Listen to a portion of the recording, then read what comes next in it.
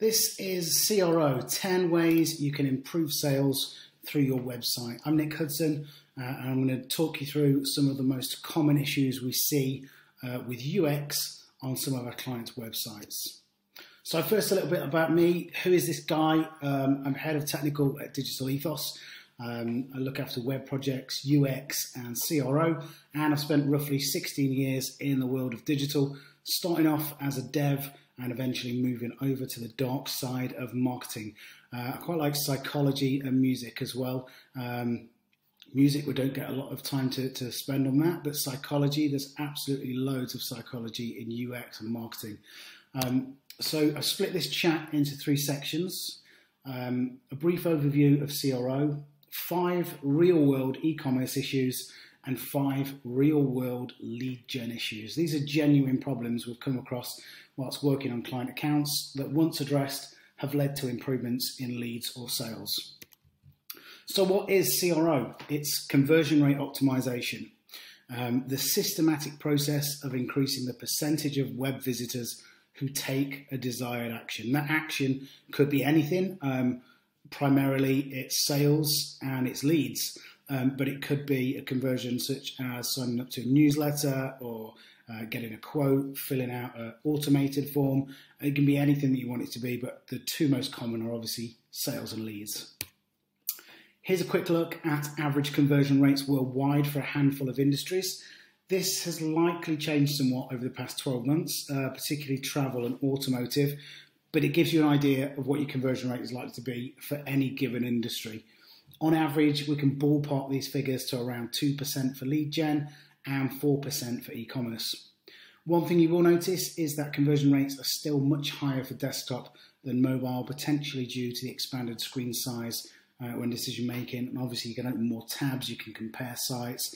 It's generally a better user experience, and you've still not got everybody on mobile. I know mobile browsing probably makes up around 60 to 70% of all web views, but there are still lots of industries where desktop exceeds that.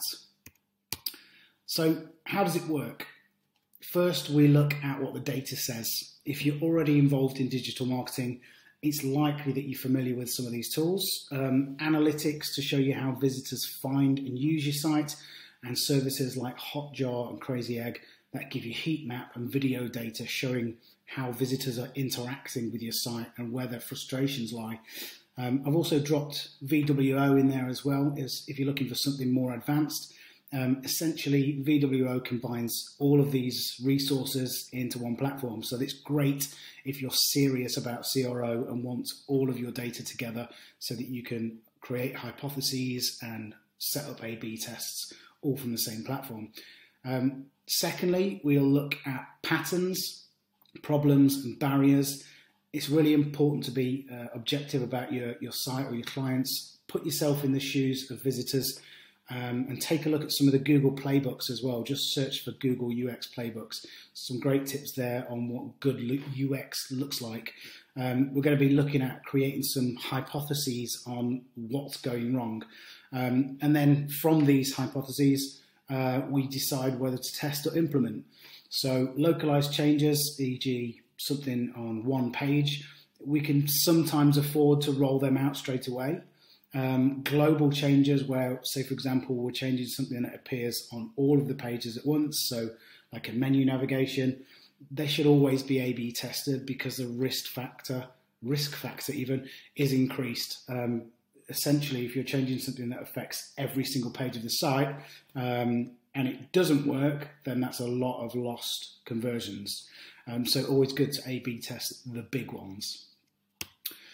If you're not familiar with UX, it's a mix of psychology, usability, user research. It's the science bit to some extent. Some people find it a bit waffly, a bit fluffy, but essentially it's the science bit about what looks and feels good to use. One book I always refer to in my talks is one by Steve Krug called Don't Make Me Think. It's a concept I think every UX designer or SEO specialist should use as a basis for their work. Web users are really fickle and impatient. Make it super simple for them to do what you want them to do.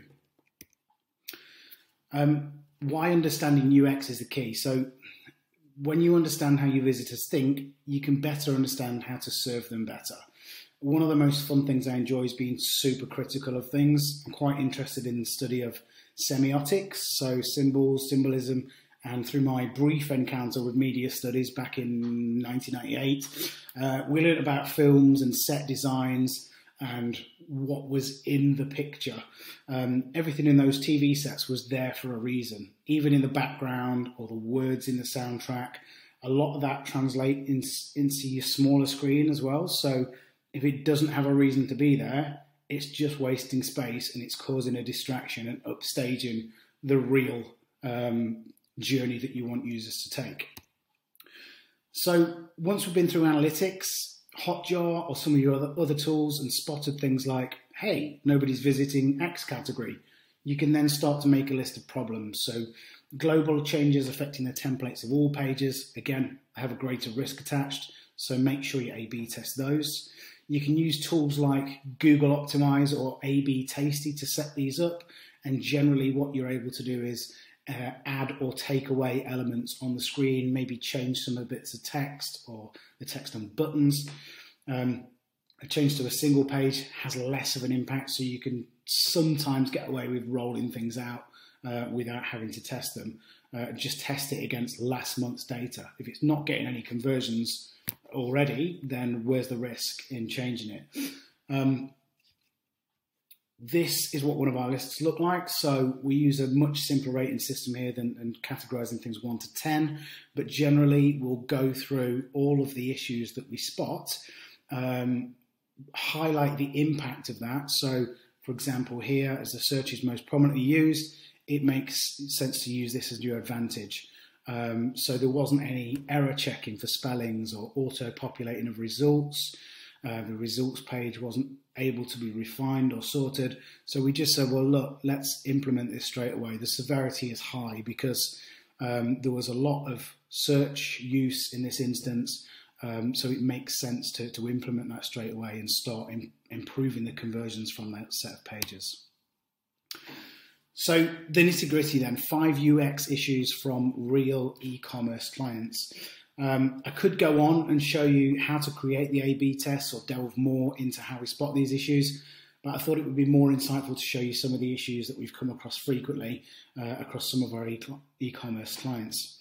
If you want to reach out afterwards, I can certainly run through how to set up tests and do some conversion rate optimization yourself. Number 1, trust factors, uneditable reviews, product reviews, affiliations or associations, demonstrations of future longevity were missing in this instance. We found a lot of visitors going to about us, delivery information, contact us. If you put yourself in that mindset of like, oh, okay, why are they visiting these pages over everything else? It's because they don't know who you are. They haven't got any brand familiarity or brand awareness of you, so they want to check you out. They want to look at your contact details. Are you a real business? Have you got a real address? How easy is it to get in touch if something is wrong? What happens if I'm charged twice or something like that? The delivery information, I guess they want to know how much is added on at the end of the checkout process. And I suppose about us, they want to know who you are, how long you've been in business. Are there any faces they can put to the names? Are there any pictures of staff wearing branded t-shirts? There's a ton of stuff that people check out when they're unfamiliar with a brand and they want to know more. Users prefer search over category selection. So this sort of goes back to the list that we created earlier, what the data says. So there are many reasons that this could be an issue. Of course, if people are visiting with a specific product in mind, there's no point trying to goad them in a different direction. If you consider things like Wix and B&Q, I would guess that about 50%, maybe more of their visitors, they've already got something in mind when they visit that site. They're not going to be swayed by what you've got in your banner images or what's your latest deal. They're going to navigate to that search box straight away, so make it super easy for them. Give them automated results, account for spelling mistakes, make sure your search result pages are filterable and sortable as well. So kind of reduce the amount of work that they need to do. Checkout drop-off is higher than expected. What the data says, so according to Statista, 88% of e-commerce shopping baskets were abandoned in 2020. Even the perfect checkout experience doesn't guarantee a conversion, but there's a huge checklist of stuff that will help. So, as I mentioned, delivery. If that's not clear at the start of your basket, it means that you're asking people to put in their details, and then sometimes you see it on out-of-the-box Shopify sites, calculate shipping once you've entered your information and your address. Well, that requires a commitment from me to do that. I have to give you my information first before you tell me what the price is. It feels a bit dishonest almost. So I would absolutely address that. Going back to Shopify as well, if you're just starting out and you're on Shopify standard, the checkout often feels different to the rest of the site. So there'll be trust factors that people look out for, such as your logo, color scheme, or all the CTAs and buttons and text. Do they feel the same as the rest of the site, or could they have been misguided to go somewhere else? Is this a scam? Checkout was too long or daunting. This is getting better across e-commerce sites, but there are still lots of sites we come across where you get to one page and it's just a huge list of all of the fields. What's your name? What's your address? What's your birth date? What's your favorite color? And just looking at that list, you kind of think, oh, wow, have I really got time to do all this? Whereas if you break it down into a multi-step form and just ask for a little bit of information at a time, maybe have drop downs so that you don't see all of the necessary fields all at once. That's a way of getting people to part with some information, and they click the next button and they go to the next stage. By that time, they're already invested, so they're more likely to carry on. Users forget something and then have to re-enter the same information again. We see this quite often as well. And I've done it myself. You get to the basket and you think, right, have I got everything? What is the threshold for free delivery? Do I need to go back and buy something really cheap just to get my free delivery? So I go back to my main part of the store, search for a product, add it to basket, and when I get back to basket, I've got to re-enter all the same information again. So that's something that can be implemented that speeds up that process.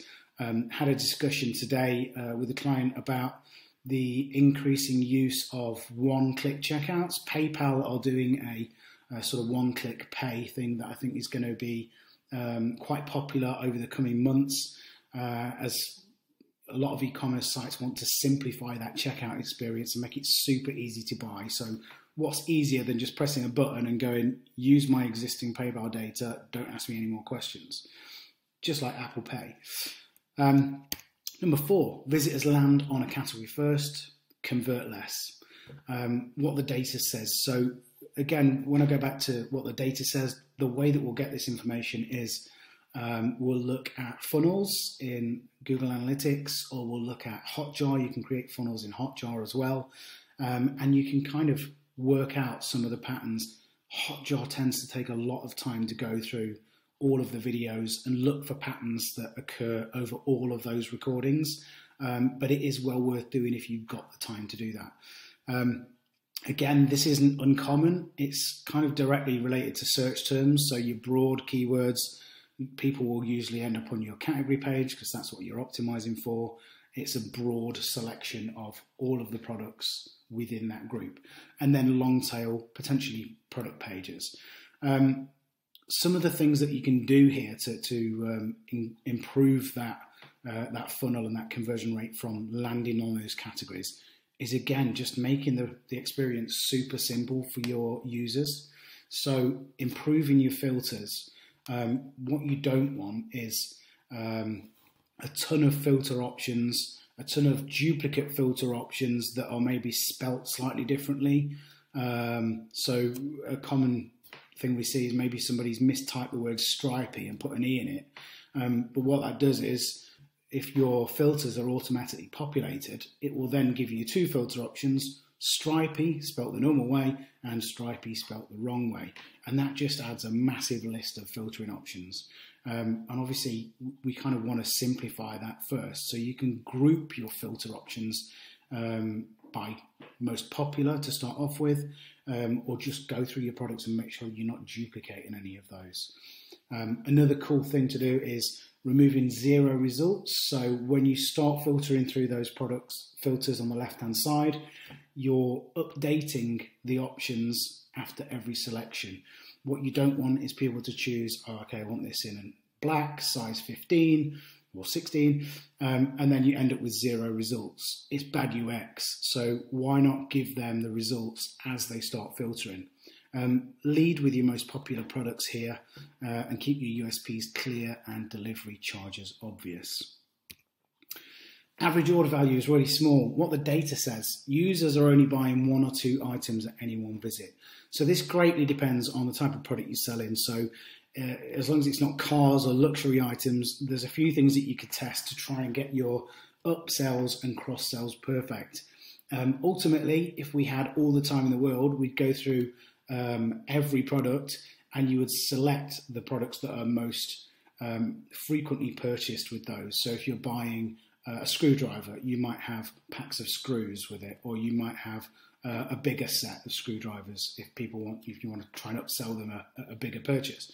There are also some ways here to add in machine learning as well, so that there are algorithms that bundled into plugins and extensions that you can adopt that will automatically prioritize products that get the best click-through.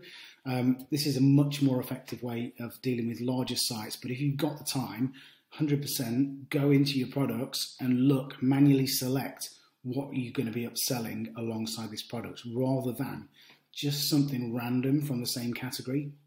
You'll see much more of an increase in basket size. 5 issues from real lead gen clients then. I'm just conscious of time, so I'm going to speed through these in the next 3 minutes. Users aren't clicking slider CTAs. Simply put, sliders and carousels are really bad for UX. Consider 100 people, all with different objectives when they're visiting a site. The chance of them landing on one of the 10 slides that you've got is minimal. I was going to work out the actual figures there, but I'm crap at maths. So obviously, the more slides you've got, the more times less likely it is that they're going to see it at the exact time that they visit.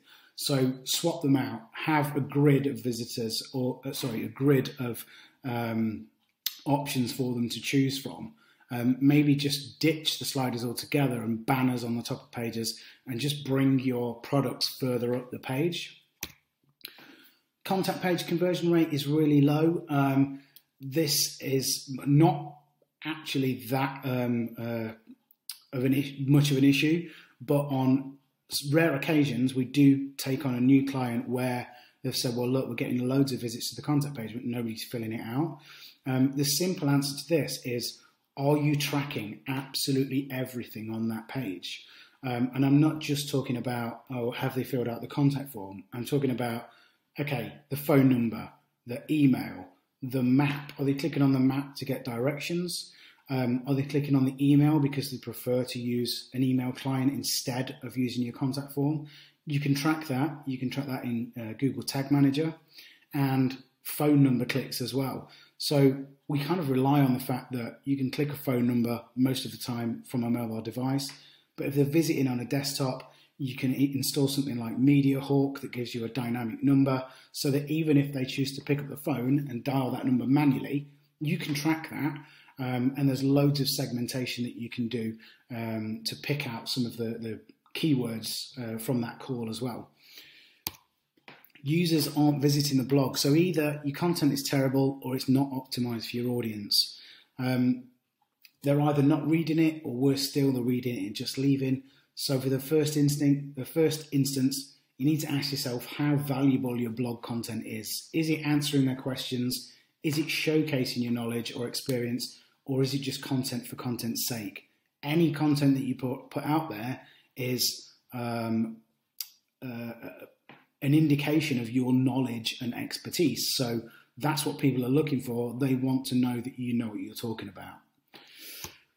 Mobile users don't convert much at all, so conversion rates for mobile devices are on the up, but visitors aren't converting. Ask yourself, why are they searching on a mobile and how did they get there? Are you prioritizing content for mobile view, or are you just showing the same thing but smaller?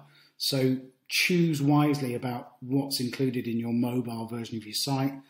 Be concise, ensure the design works, reduce the menu options. You usually get a secondary menu that you can edit separate from the main navigation. So be really concise with that and increase CTA placement throughout the page, because you know what's easy to scroll on a desktop takes 4 or 5 pushes of the thumb on a mobile. So you want to give them something in between those swipes so that there's a way for them to take an action. And finally, core pages aren't receiving enough visits. So for a local estate agent here, the top menu navigation prioritizes home, about and selling. It's often a big setback for many sites. Remember, people read left to right. Prioritize your biggest and most important categories first, and you'll likely see these pages get more traffic. On mobile, there are a ton of ways you can do this. Top bars, call outs, simply a couple of buttons leading to the same place, and be concise with some of your wording as well. Instead of buying, selling, quick sales, just keep it short and simple. Buy, sell, landlords, and look at what your competitors are doing as well. So that's it. I've kind of gone a couple of minutes over, but hopefully you'll forgive me. There's the 10 things that you can do to improve your conversion rate on your website, whether it's e-commerce or lead gen. And don't forget, if you want to reach out to me after this, I'll be available in the chat room. There's a couple of links in here to the Google Playbook shortly after. Just to recap, prioritize the most important observations, decide how it's affecting your brand, the purchase process, how big the impact is, if it's unaddressed, and then start working out what you're going to test or implement. Here's those playbooks from Google, and I'll see you in the chat room. Thanks very much.